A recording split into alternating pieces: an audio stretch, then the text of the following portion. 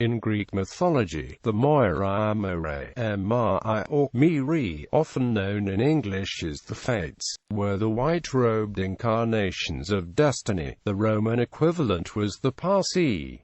The number became fixed at 3. Clotho, Lachesis and Atropos They controlled the mother thread of life of every mortal from birth to death. They were independent, at the helm of necessity, directed fate, and watched that the fate assigned to every being by eternal laws might take its course without obstruction. The gods and men had to submit to them, although Zeus's relationship with them is a matter of debate. Some sources say he is the only one who can command them, yet others suggest he was also bound to the Moirai's dictates. In the Homeric poems, Moira or Wisa is related with the limit and end of life, and Zeus appears as the guider of destiny. In the theogony of Hesiod, the 3 Moirai personified daughters of Nyx are acting over the gods. Later they are daughters of Zeus and Themis, who was the embodiment of divine order and law. In Plato's Republic, the 3 Fates are daughters of Ananke. It seems that Moira is related with Tecmor and with Ananke, who were primeval goddesses in mythical cosmogonies. The ancient Greek writers might call this power Moira or Ananke, and even the gods could not alter what was ordained. The concept of a universal principle of natural order has been compared to similar concepts in other cultures like the Vedic Rta, the Avestan Asher and the Egyptian Maat.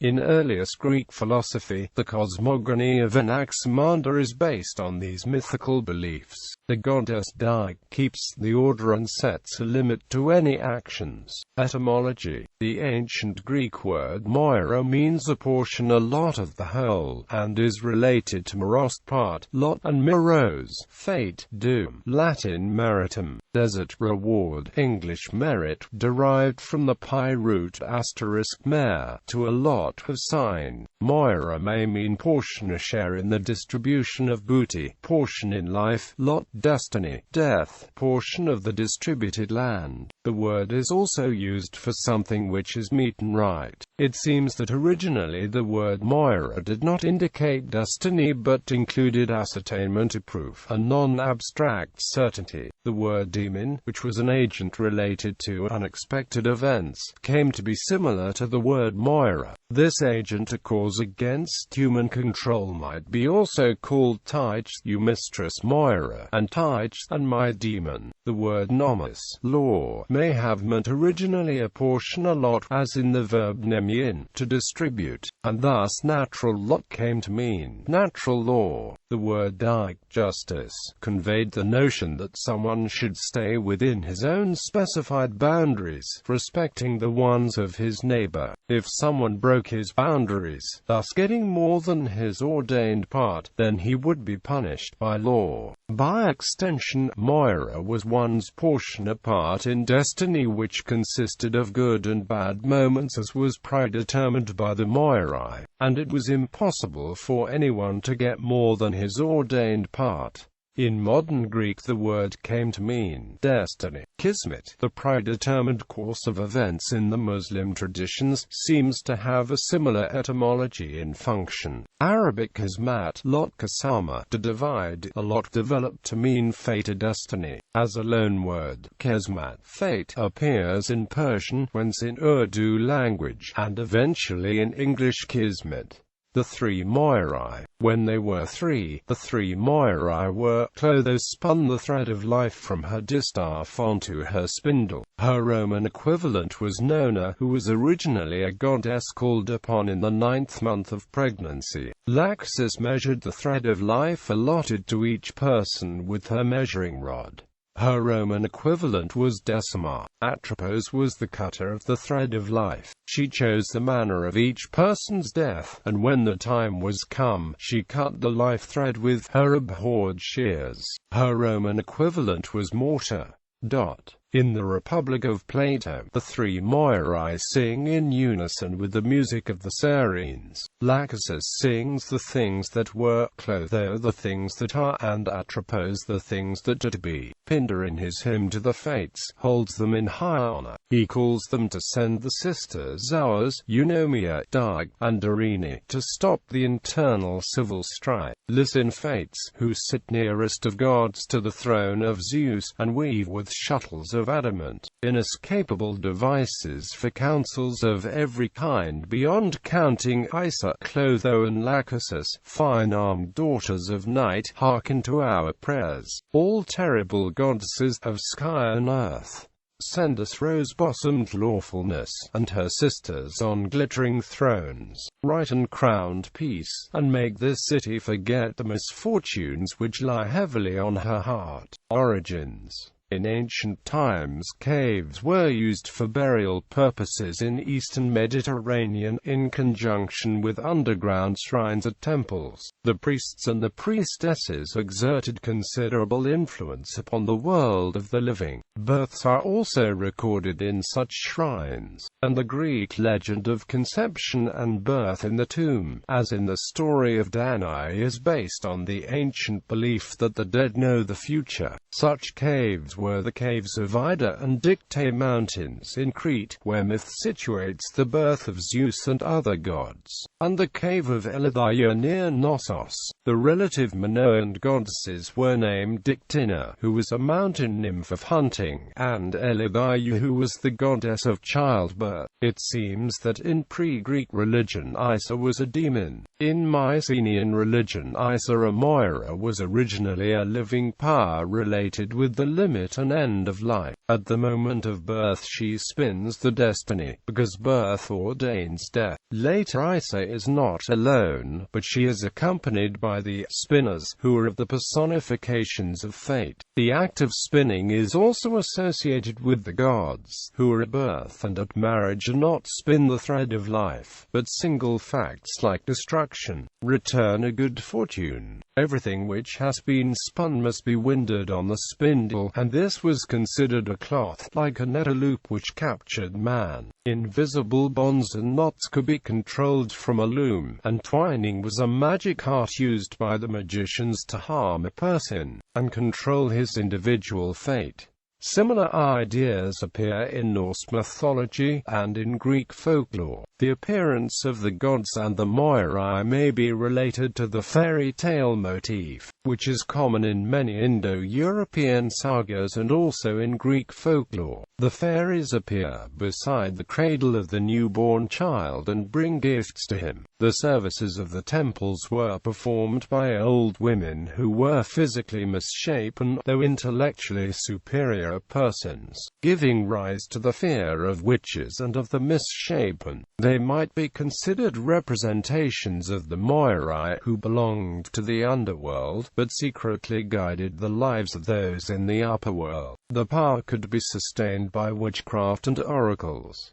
In Greek mythology the Moirai at birth are accompanied by ɛlɪδāja. At the birth of Hercules they used together a magic art to free the newborn from any bonds and knots. The Homeric Moira. Much of the Mycenaean religion survived into classical Greece, but it is not known to what extent Greek religious belief is Mycenaean, nor how much is a product of the Greek Dark Ages or later.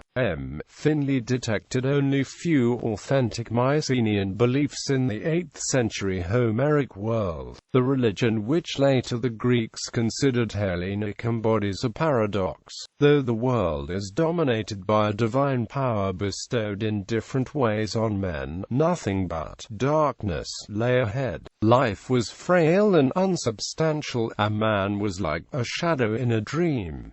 In the Homeric poems the words Moira, Isa, Moros mean portion, part. Originally they did not indicate a power which led destiny, and must be considered to include the ascertainment or proof. By extension Moira is the portion in glory, happiness, mishappenings, death, which are unexpected events. The unexpected events were usually attributed to demons, who appeared in special occurrences. In that regard Moira Moira was later considered an agent, like the demon of pre-Greek religion. People believed that the portion in destiny was something similar with the portion in booty, which was distributed according to the descent and traditional rules. It was possible to get more than their ordained portion, but they had to face severe consequences because their action was over Moira. It may be considered that they broke the order. The most certain order in human lives is that every human should die, and this was determined by ISNI Moira at the moment of birth. The Mycenaeans believed that what comes should come, and this was considered rightly offered. If someone died in battle, he would exist like a shadow in the gloomy space of the underworld. The Kingdom of Moira is the kingdom of the limit and the end. In a passage in Iliad, Apollo tries 3 times to stop Patroclus in front of the walls of Troy, warning him that it is over his portion to sack the city. ISNI seems to set a limit on the most vigorous men's actions. Moira is a power acting in parallel with the gods, and even they could not change the destiny which was predetermined. In the Iliad, Zeus knows that his dearest Sopton will be killed by Patroclus, but he cannot save him. In the famous scene of Charistasia, Zeus, the chief deity of the Mycenaeans, appears as the guider of destiny. Using a pair of scales, he decides that Hector must die, according to his ISNI. His decision seems to be independent from his will, and is not related with any moral purpose. His attitude is explained by Cleus to Priam, in a parable of 2 jars at the door of Zeus, one of which contains good things, and the other evil. Zeus gives a mixture to some men, to others only evil, and such driven by hunger over the earth. This was the old heroic outlook. The personification of Moira appears in the newer parts of the Epos. In Odyssey, she is accompanied by the spinners, the personifications of fate, who do not have separate names. Moira seems to spin the predetermined course of events. Agamemnon claims that he is not responsible for his arrogance. He took the prize of Achilles because Zeus and Moira predetermined his decision. In the last section of Iliad, Moira is the mighty fate who leads destiny and the course of events. Thetis, the mother of Achilles, warns him that he will not live long because mighty fate stands hard by him. Therefore he must give to Priam the corpse of Hector. At Hector's birth, mighty fate predetermined that his corpse would be devoured by dogs after his death, and Hecate is crying desperately, asking for revenge. Mythical cosmogonies. The 3 Moirai are daughters of the primeval goddess Nyx, and sisters of Ceres, Thanatos and Nemesis. Later they are daughters of Zeus and the Titaness Themis, who was the embodiment of divine order and law, and sisters of Eunomia, Dark, and Irene. Hesiod introduces a moral purpose which is absent in the Homeric poems. The Moirai represent a power to which even the gods have to conform. They give men at birth both evil and good moments, and they punish not only men but also gods for the sins. In the cosmogony of Alcman, first came Thetis, and then simultaneously Poros and Tecmor. Poros is related with the beginning of all things, and Tecmor is related with the end of all things. Later in the Orphic cosmogony, first came Thetis, whose ineffable nature is unexpressed. Ananke is the primeval goddess of inevitability who is entwined with the time god Cronus. At the very beginning of time, they represented the cosmic forces of fate and time, and they were called sometimes to control the fates of the gods. The 3 Moirai are daughters of Ananke. Mythology. The Moirai were described as ugly old women, sometimes lame. They were severe, inflexible and stern. Clotho carries a spindle or a roll, Lachesis a staff with which she points to the horoscope on a globe, and Atropos a scroll, a wax tablet, a sundial, a pair of scales, or a cutting instrument. At other times the 3 were shown with staffs for scepters, the symbols of dominion, and sometimes even with crowns. At the birth of each man they appeared spinning, measuring, and cutting the thread of life. The Moirai were supposed supposed to appear 3 nights after a child's birth to determine the course of its life, as in the story of Meleager and the firebrand taken from the hearth and preserved by his mother to extend his life. Bruce Carl Braswell, from readings in the lexicon of Hesychius, associates the appearance of the Moirai at the family hearth on the 7th day with the ancient Greek custom of waiting 7 days after birth to decide whether to accept the infant into the gens and to give it a name, cemented with the ritual at the hearth. At Sparta, the temple to the Moirai stood near the communal hearth of the polis, as Pausanias observed, as goddesses of birth who even prophesied the fate of the newly born. ʻmɪrɪː, the ancient Minoan goddess of childbirth and divine midwifery, was the companion. Pausanias mentions an ancient role of Eileithyia as the clever spinner, relating her with destiny too. Their appearance indicate the Greek desire for health, which was connected with the Greek cult of the body that was essentially a religious activity. The Moirai assigned to the terrible Donic goddesses Erinyes, who inflicted the punishment for evil deeds, the proper functions, and with them directed fate according to necessity. As goddesses of death, they appeared together with the demons of death Ceres and the infernal Erinyes. In earlier times they were represented as only a few, perhaps only one, individual goddess. Homer's Iliad speaks generally of the Moira, who spins the thread of life for men at the birth. She is Moira Kratia, powerful Moira, or there are several Moirai. In the Odyssey there is a reference to the cloths, or spinners.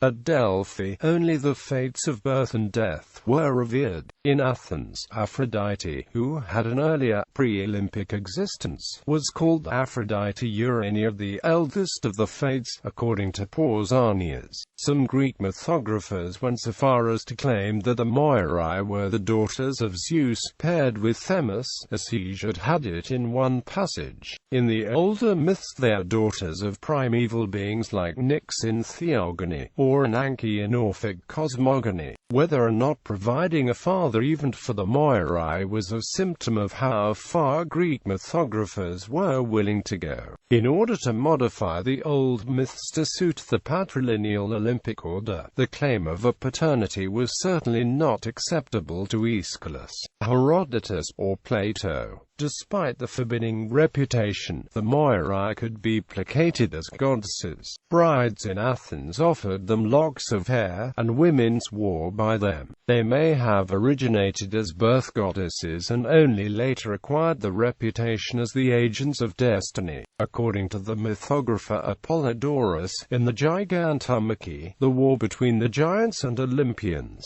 the Moirai killed the giants Agrios and Thun with the bronze clubs.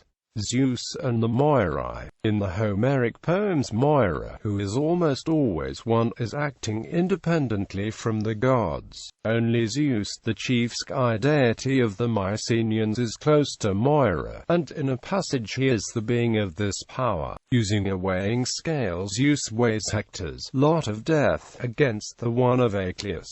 Hector's lot weighs down, and he dies according to fate. Zeus appears as the guider of destiny, who gives everyone the right portion. In a Mycenaean vase, Zeus holds a weighing scale in front of 2 warriors, indicating that he is measuring their destiny before the battle. The belief was that if they die in battle, they must die, and this was rightly offered. In Theogony, the 3 Moirai are daughters of the primeval goddess Nyx, representing a power acting over the gods. Later they are daughters of Zeus, who gives them the greatest honor, and Themis, the ancient goddess of law and divine order. Even the gods feared the Moirai of fates, which according to Herodotus a god could not escape. The Pythian priestess at Delphi once admitted that Zeus was also subject to the power, though no classic writing clarifies as to what exact extent the lives of immortals were affected by the whims of the fates. It is to be expected that the relationship of Zeus and the Moirai was not immutable over the centuries. In either case, in antiquity we can see a feeling towards a notion of an order to which even the gods have to conform. Simonides names this power Ananke and says that even the gods don't fight against it. Aeschylus combines fate and necessity in a scheme, and claims that even Zeus cannot alter which is ordained. A supposed epithet Zeus Moiragetes, meaning Zeus leader of the Moirai, was inferred by Pausanias from an inscription he saw in the 2nd century AD at Olympia. As you go to the starting point for the chariot race, there is an altar with an inscription to the bringer of fate. This is plainly a surname of Zeus, who knows the affairs of men, all that the fates give them, and all that is not destined for them. At the temple of Zeus at ʻmɪrɪ́, Pausanias inferred from the relief sculptures he saw above the head of Zeus of the Heraean Moirai, and all may see that he is the only god obeyed by Moira. Pausanias' inferred assertion is unsupported in cult practice, though he noted a sanctuary of the Moirai there at Olympia, and also at Corinth and Sparta, and adjoining the sanctuary of Themis outside a city gate of Thebes. Cross-cultural parallels. Europe. In Roman mythology, the three Moirai of the Parcae Their, plural of fatum, meaning prophetic declaration, oracle, or destiny. The English words fate and fairy are both derived from fata, fatum. In Norse mythology, the Norns are female beings who rule the destiny of gods and men, twining the thread of life. They set up the laws and decided on the lives of the children of men. The names were earth-related with weird, vert, handy and skull. In younger legendary sagas, the Norns appear to have been synonymous with witches, and they arrive at the birth of the hero to shape his destiny. It seems that originally all of them were ghosts or deities associated with destruction and destiny. The notion that they were three, the distinction and association with the past, present and future, may be due to a late influence from Greek and Roman mythology.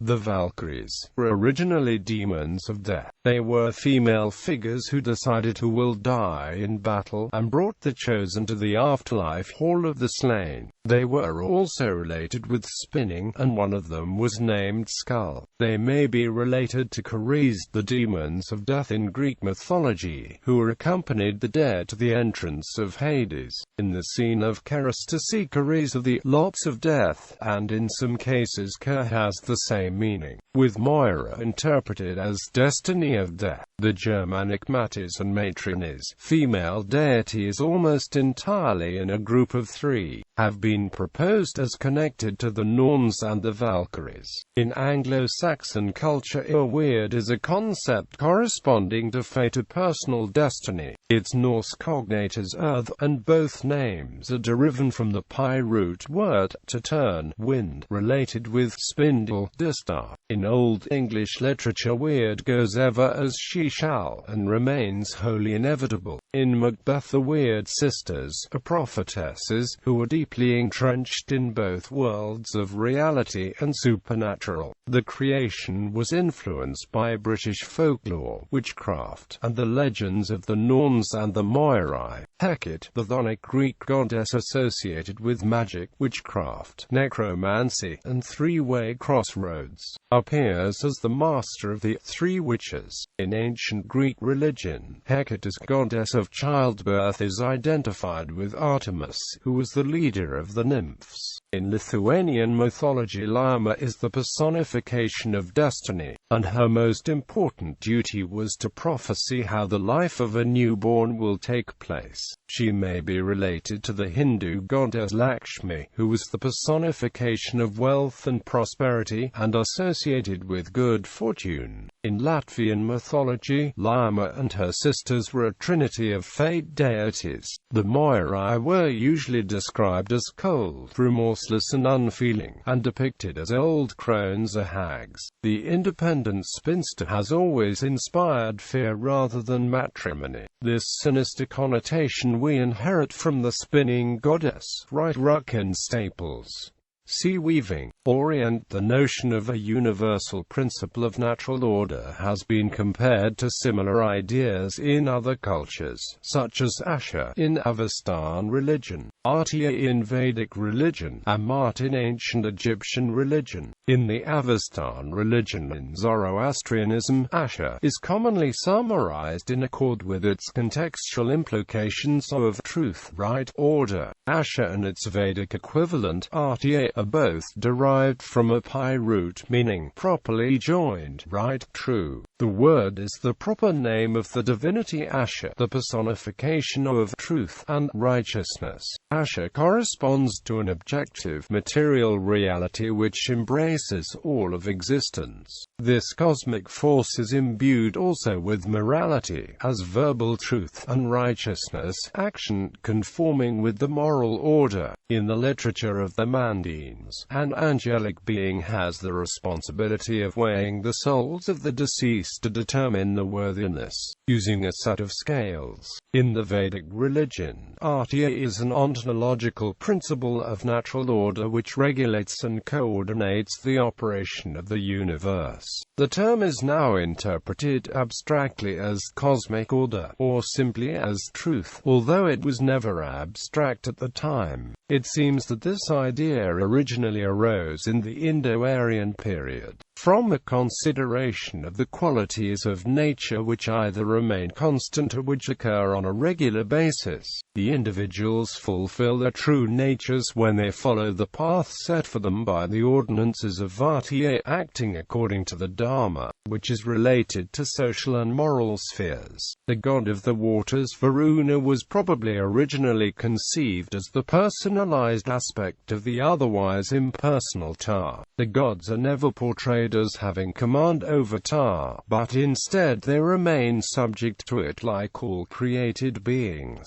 In Egyptian religion, Maat was the ancient Egyptian concept of truth, balance, or order, law, morality, and justice. The word is the proper name of the divinity Maat, who was the goddess of harmony, justice, and truth represented as a young woman. It was considered that she set the order of the universe from chaos at the moment of creation. Maat was the norm and basic values that formed the backdrop for the application of justice that had to be carried out in the spirit of truth and fairness. In Egyptian mythology, Maat dealt with the weighing of souls that took place in the underworld. A feather was the measure that determined whether the souls of the departed would reach the paradise of afterlife successfully. In the famous scene of the Egyptian Book of the Dead, Anubis, using a scale, weighs the sins of a man's heart against the feather of truth, which represents Maat. If man's heart weighs down, then he is devoured by a monster astronomical objects. The asteroids Clotho, Lachesis, and Atropos are named for the three fates.